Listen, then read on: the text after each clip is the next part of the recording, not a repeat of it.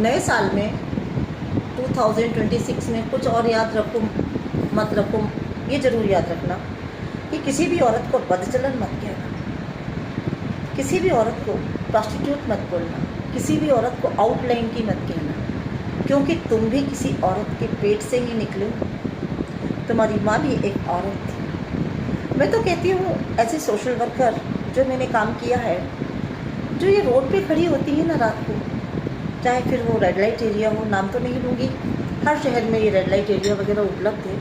कभी तो उन्होंने उन लोगों की ज़िंदगी में झांक कर देखा है, कितनी सारी मजबूरियाँ, कितनी जिम्मेदारियाँ हैं उनकी। कहीं बूढ़े माँ बाप, कहीं कैंसर से पीड़ित उनके भाई बहन, अपाहिज बच्चे, कितनी सारी मजबूरियों के तहत यदि वो अनएजुकेटेड हैं, उनका कोई ख़ानदानी बैकग्राउंड नहीं है, प्रॉपर्टी नहीं है, तो सबसे बड़ी बात एजुकेशन नहीं है, तो वो कहाँ जाएंगे?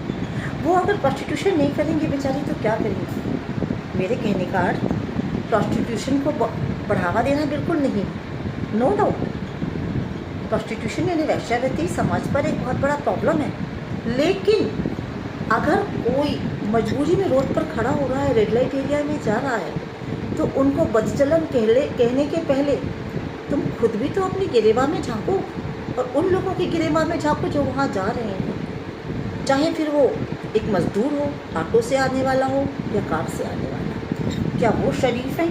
यदि वो शरीफ हैं तो वो बदचलन महिलाएं भी शरीफ हैं। 100 बात की एक बात खरी खरी कहती, समाज में कोई वैश्या नहीं होती, कोई बदचलन नहीं होती। ये आपका समाज ही उनको वैश्या बदचलन बनाता है।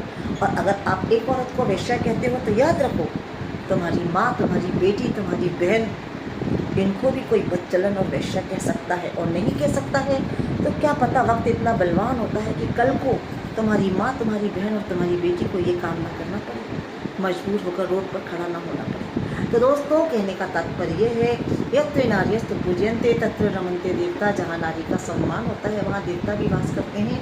किसी महिला को बुरा मत करो। जहाँ तक हो महिलाओं को बुराई करने से, बुरा बोलने से बचो। आपके राहु केतु स्वतः ही सुधर जाएंगे। धन्यवाद।